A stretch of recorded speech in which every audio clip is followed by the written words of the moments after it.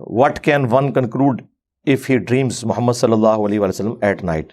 جی کوئی کنکلوژن اس طرح اتنی آسانی سے نہیں نکلتی.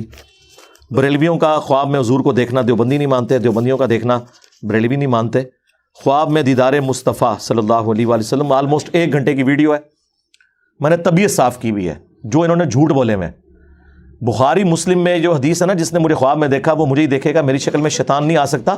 اس کے ساتھ امام بخاری نے ابن سیرین تابعی کا قول نقل کیا ہے کہ جس نے مجھے میری شکل میں دیکھا, جو میری اپنی شکل تھی, بالکل کلیئر ہے.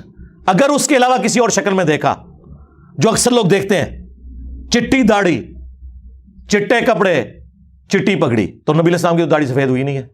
بخاری مسلم میں ہے کہ آپ کے 20 سے زیادہ بال سفید نہیں تھے, سر اور داڑھی کے ملا کے. تو سب سے بڑا جھوٹ یہ ہے کہ سفید داڑھی میں آپ حضور کو دیکھیں, نبی علیہ السلام کی تو داڑھی ہی کالی تھی.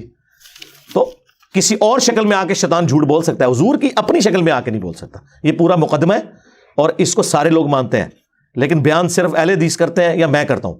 لیکن اہل حدیث سے یہ غلو ہو جاتا ہے, وہ کہتے ہیں آج کوئی حضور کو دیکھ نہیں سکتا, وہ صرف صحابہ کنفرم کر سکتے تھے. تو میں نے پھر ان کا بھی رد کیا کہ مسلم شریف میں تابعین کا ذکر ہے, ابو داؤد ترمذی میں تبا تابعین کا ذکر ہے جنہوں نے حضور کو خواب میں دیکھا ہے صلی اللہ علیہ وآلہ وسلم.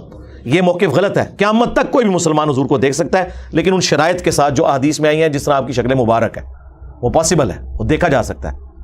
تو وہ بھی ایک ایکسٹریم ہے. دوسری طرف ہر ایک کو خواب بنا کے, جی وہ ہمارے ایک جاننے والے نے بتایا کہ ان کے ایک جاننے والے نے بتایا کہ ان کے ایک بزرگ دوست ہیں, انہوں نے کہا ہے کہ جی نبی اسلام نے کہا کہ جنید جمشید میرے تک پہنچ چکے ہیں.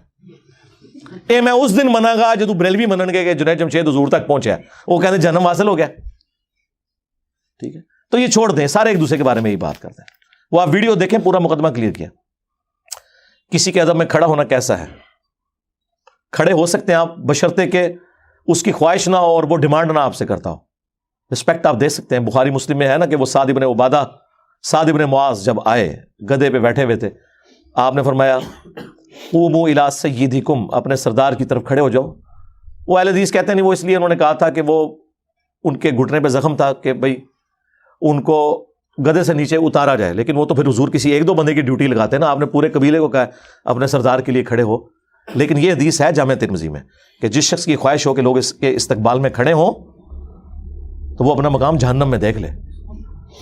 اور یہ بھی ترمذی میں حدیث ہے. حضرت انس بن مالک کہتے ہیں کہ ہم میں ایک ایسا شخص آتا تھا جو ہم میں سب سے بڑھ کر محبوب تھا, لیکن ہم اس کے استقبال کے لیے اس لیے کھڑے نہیں ہوتے تھے کہ وہ اس چیز کو ناپسند کرتے تھے, اور وہ اللہ کے رسول تھے صلی اللہ علیہ وآلہ وسلم. ڈیمانڈ کرنا اور چیز ہے, یہ ذہن میں رکھیے گا. اور یہ کوئی اسلام نہیں ہے کہ ایک بڑا بندہ آیا اور آپ اکڑ کے بیٹھے ہوں کہ میں نے اس کی تعظیم کے لیے نہیں کھڑے ہونا. اس کو تو آپ جہنم سے بچا رہے ہیں, خود جہنمی ہو رہے ہیں کہ اکڑے ہوئے ہیں اس کے سامنے.